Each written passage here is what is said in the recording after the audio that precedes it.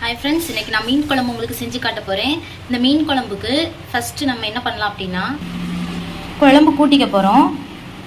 இந்த முறையில் நீங்க செஞ்சு பாத்தீங்கன்னா 2 நாளுக்கு மேல இருந்தாலும் மீன் குழம்பு ரொம்ப டேஸ்டா இருக்கும். அதுக்கு ஃபர்ஸ்ட் ஒரு அரை மூடி தேங்காவை நான் வந்து சின்ன சின்னதா நறுக்கி வச்சிருக்கேன். அப்புறம் ஒரு 15 வெங்காயம் வச்சிருக்கேன். இதை மிக்ஸி ஜார்ல போட்டு அப்படியே அரைச்சு எடுத்துக்கலாம். மசாலா ரெடி ஆகிருக்கிற அந்த சமயத்தில் ஒரு பாத்திரத்தில் ஒரு எலுமிச்சை அளவு புளியை நான் இங்கே நனைய போட்டிருக்கிறேன். இப்படி புளி நனைய வச்சுக்கோங்க. ஒரு தக்காளி பழம் போதும். அதுக்கப்புறம் ஒரு 10 பல் பூண்டு, ஒரு 5 பச்சை மிளகாய் எடுத்துக்கோங்க. இப்போது நம்ம மிக்ஸி ஜாரில் அரைச்சி வச்சிருக்கிற இந்த பேஸ்ட்டை மீன் குழம்பு வைக்க போகிற சட்டியில் ஊற்றிடலாம். பாருங்கள் ஃப்ரெண்ட்ஸ், இப்போ நான் அடுப்பு ஆன் பண்ணவே இல்லை. ஓகேவா? ஃபஸ்ட்டு வந்து குழம்பு கூட்டுறது வெறும் தேங்காய் வெங்காயம் மட்டும்தான். சரிங்களா? ஊற்றிக்கோங்க. இது கொஞ்சம் கட்டியாக இருக்கும். தேவையான அளவு தண்ணி சேர்த்துக்கலாம். வெறும் தனி தேவையில்ல, மிக்ஸி ஜார் கழுவுன தண்ணியை சேர்த்துக்கோங்க.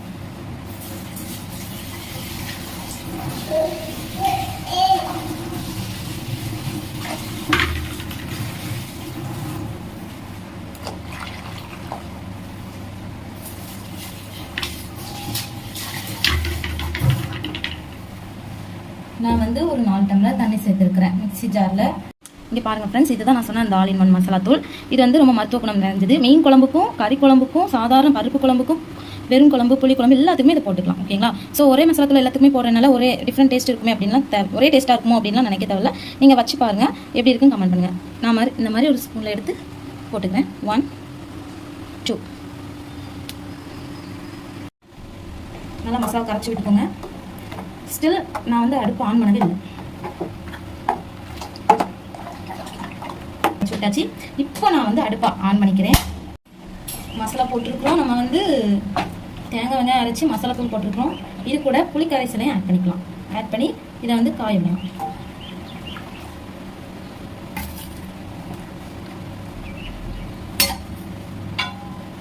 இப்போ மூடி போட்டு அடுப்பை ஆன் பண்ணிவிட்டு மூடி போட்டு முறை போடுற ஸ்டேஜில் ஓப்பன் பண்ணி நம்ம வந்து மற்ற விஷயங்களை பண்ணலாம். ஓகேங்களா? ஸோ அது வரைக்கும் வெயிட் பண்ணலாம். பாருங்கள் ஃப்ரெண்ட்ஸ், முறை கோடி வந்துருச்சு. இப்போவே எனக்கு வந்து மனம் வர ஆரம்பிச்சிருச்சு. இந்த ஸ்டேஜில் 1 ஸ்பூன் ஜீரகம் அப்படி ஆட் பண்ணிக்கலாம். 1 ஸ்பூன் வெந்தயம் ஆட் பண்ணிக்கோங்க. நம்ம சொல்லி வச்சுருந்தோம் இல்லையா, ஒரு தக்காளி பழத்தை சின்னதாக நறுக்கிருக்கிறேன். 5 பச்சை மிளகாய், 10 பல் பூண்டு. இதை அப்படி இது கூட சேர்த்துக்கோங்க. சேர்த்துட்டு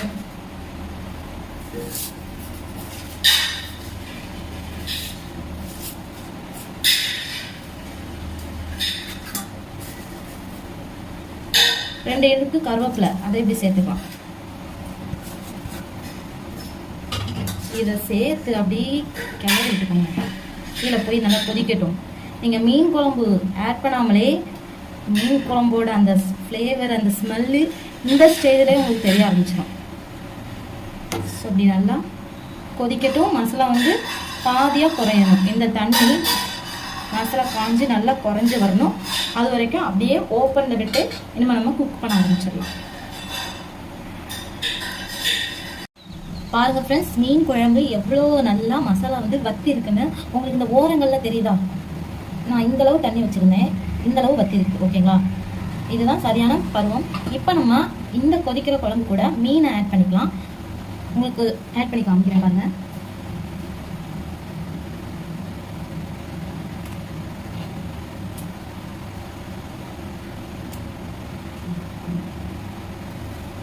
நீங்கள் மீனை சேர்த்த உடனே இந்த கொதி வந்து அடங்கிடும்.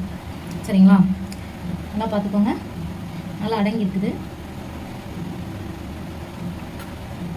அடங்கினதுக்கப்புறம் திரும்ப இதே மாதிரி மீன் எல்லாமே இல்லை வெந்ததுக்கப்புறம் ஒரு கொதிக்கும். அப்படி கொதிச்சிட்டுனா அந்த ஸ்டேஜ் வந்து கரெக்ட். மீன் பாருங்கள் ஃப்ரெண்ட்ஸ், மீன் போட்டதுக்கப்புறம் பழைய மாதிரி ஒரு கொதி வந்துருச்சு. இந்த ஸ்டேஜ் ஓகே. ஒரு கொதிலே மீன் வந்து நல்லா அவிஞ்சிரும். ஸோ இப்போ நம்ம வந்து தாளித்து ஊற்றிக்கலாம். தாளிப்பு கம்பி எடுத்து வச்சுருப்பேன். ஆஸ் யூஷுவல் நம்ம எப்படி தாளிக்கிறோமோ அதே மாதிரி தாளிச்சுக்கலாம்.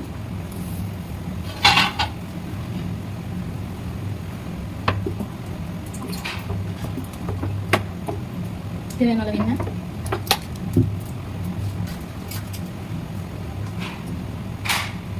வெங்காயம் சேர்த்துக்கலாம். எண்ணெய் காஞ்சிருக்கு சேர்த்துக்கலாம். கடுகு உளுத்தம் சேர்த்துக்கலாம்.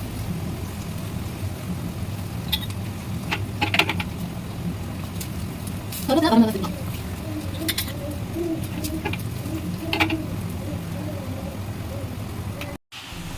கடுகு நல்லா வெடிச்சு வருது. வெங்காயத்தோட நிறம் மாறினோடனே இதை அப்படியே குழம்புல சேர்த்துக்கலாம். பாருங்க ஃப்ரெண்ட்ஸ், மீன் நல்லா பொரிச்சு வந்துருச்சு. நமக்கு தவசம் ரெடி ஆயிடுச்சு. இப்போ இதை வந்து மீன் குழம்புல ஆட் பண்ணிக்கலாம்.